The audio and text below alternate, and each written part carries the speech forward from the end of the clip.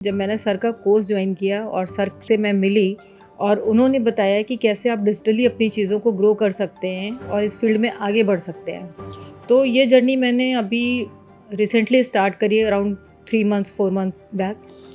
और मुझे उसका रिज़ल्ट भी डेफिनेटली देखने को मिला, क्योंकि अब अगर देखते हैं तो आजकल के तो बच्चों को अच्छा आइडिया है इन सब चीज़ों के बारे में, तो वो फटाफट सोशल मीडिया पे एक्टिव हो जाते हैं, कर लेते हैं अपनी चीज़ें। मुझे इसकी ABCD भी नहीं पता थी। तो जब मैं यहाँ पर आई तो मुझे लगा कि चलो ठीक है, करके देखते हैं कैसा है क्या है, कुछ नहीं होगा तो मैं अपनी ऐड पोस्ट करना तो सीख ही जाऊँगी। मैं सिर्फ ये सोच कर आई थी, मुझे आइडिया भी नहीं था। But to be very frank कि अभी यहाँ के प्रमोशन से मुझे ऐसा बेनिफिट हुआ है कि मैं ये बोल सकती हूँ कि मुझे अब टाइम नहीं मिलता है काम करने के लिए। इवन अभी भी मेरे पास जो कंसल्टेशन पड़ी हैं वो 10-10 15-15 कंसल्टेशन वो पेंडिंग में पड़ी हुई हैं कि मैं टाइम नहीं दे पा रही हूँ। तो अब जो मेरे पास कंसल्टेशन के लिए लोग आते हैं तो मैं उनको बोलती हूँ कि आप एटलीस्ट 10 दिन पहले से अपना बुक कर लीजिए, तभी आपको मैं टाइमली डिलीवर कर पाऊँगी।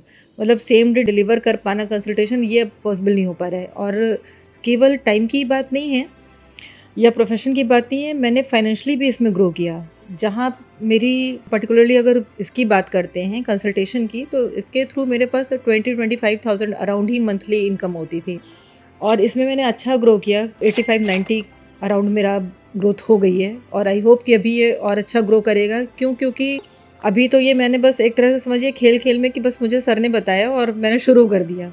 इसमें मैंने अपना कुछ भी ब्रेन या अपनी कोई चीज़ें इस्तेमाल नहीं करी कि मुझे कैसे करना है इस काम को। हेलो एवरीवन, मैं डॉक्टर स्मिता सिंह और आज मैं आप लोगों के साथ अपनी जर्नी शेयर करना चाहती हूँ। जर्नी क्या कह सकते हैं, मेरा पैशन था काफ़ी सालों पहले से, अराउंड 10-12 साल पहले से ही मैं इस वर्क को कर रही हूँ।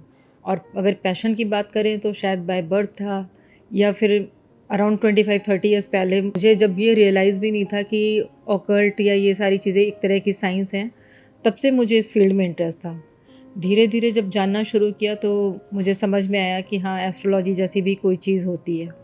और लाइफ के भाग दौड़ में शायद कभी मैं अपने इस पैशन को पूरा नहीं कर पाई। अभी जब कोविड आया उसके बाद 1-2 साल का टाइम मिला जब इंसान अपने बारे में सोच सकता है, तो मैंने भी सोचा कि हाँ एग्जैक्टली मैं अपनी लाइफ में चाहती क्या हूँ। क्योंकि कई जगह जॉब की, वर्क किया, लेकिन जो एक होता है ना कि आपको सेटिस्फेक्शन देता है, वो सेटिस्फेक्शन मुझे कभी मिला ही नहीं अपने वर्क में।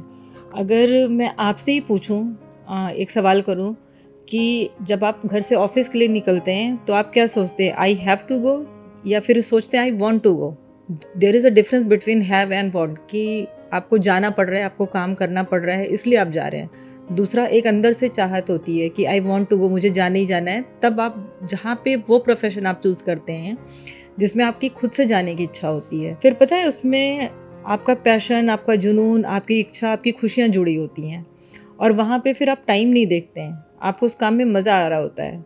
तो ऐसा ही कुछ मेरे साथ भी था। इसको मैं प्रोफेशनली लेकर जाना चाह रही थी। अपनी चीज़ें जो मैंने इतने दिनों में सीखा था या रिसर्च के दौरान कुछ चीज़ें सीखी थी, उसको मैं लोगों से शेयर भी करना चाह रही थी, पर एग्जैक्टली मुझे वो प्लेटफॉर्म नहीं मिल पा रहा था।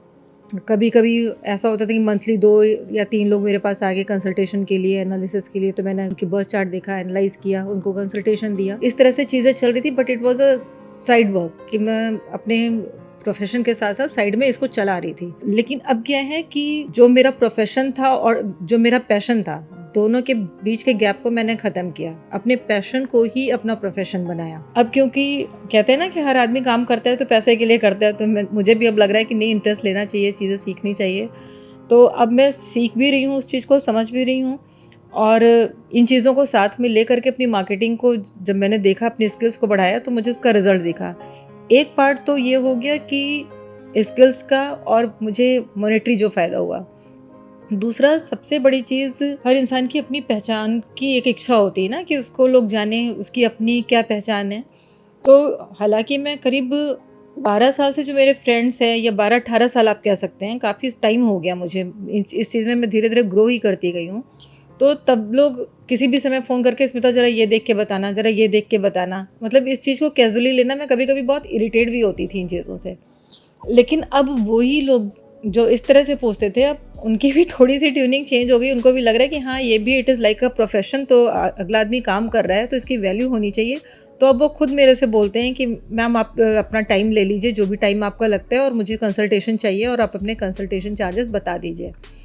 तो ये मैंने सिर्फ इसलिए बताया, अगर मेरे अपने नून सुन रहे हैं तो मैं सॉरी बोलूँगी। मेरा ये कहने का कतई मतलब नहीं है कि मैं भाव बढ़ा रही हूँ। कहने का मतलब सिर्फ ये इतना है कि अगर कोई एक वॉचमैन भी है ना, तो उसके भी वर्क की अपनी एक इम्पोर्टेंस होती है।